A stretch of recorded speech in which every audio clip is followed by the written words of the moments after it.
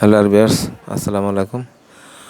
রোগ প্রতিরোধ সম্পর্কে আজকে একটি আলোচনা নিয়ে আপনাদের এখানে উপস্থিত। স্ট্রোক প্রতিরোধে খাদ্যের ভূমিকা সম্পর্কে আজকের আলোচনা।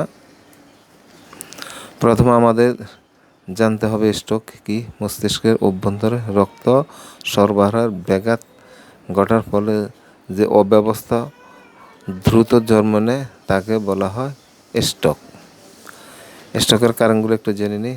স্ট্রোকের অন্যতম কারণসমূহ উচ্চ রক্তচাপ, রক্তে বেশি মাত্রা কোলেস্টেরল, ডায়াবেটিস, বহুমূত্র রোগ, ধূমপান বা মদ্যপান, স্থূলতা। 6 নম্বরে পারিবারিক ইতিহাস। এই 5 এবং খাদ্যের মাধ্যমে কীভাবে হচ্ছে।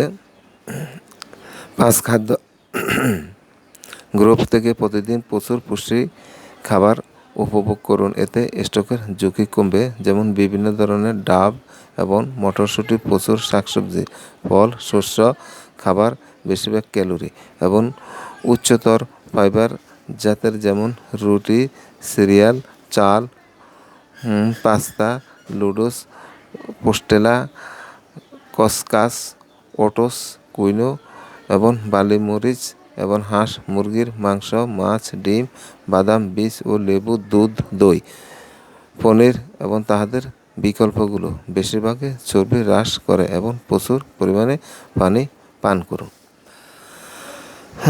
সম্পৃক্ত চর্বি ধারণকারী খাবারে সীমাবদ্ধতা আনুন। স্ট্রোকের পর স্বাস্থ্যকর খাবার সুস্থতা আনতে সাহায্য করে। তারপর আসেন স্ট্রোকের পরে সীমাবদ্ধ জিনিস হলো লবণ। খুব বেশি লবণ আপনার রক্তচাপ বাড়াতে পারে। চিনি, খুব বেশি চিনি রক্তবাহী ধমনির ক্ষতি করতে পারে। অ্যালকোহল, অত্যাধিক অ্যালকোহল, মদ্যপান, উচ্চ রক্তচাপ স্ট্রোক ঝুঁকি বাড়ায়। আল্লাহ হাফেজ, সবাই ভালো থাকেন, সুস্থ থাকেন।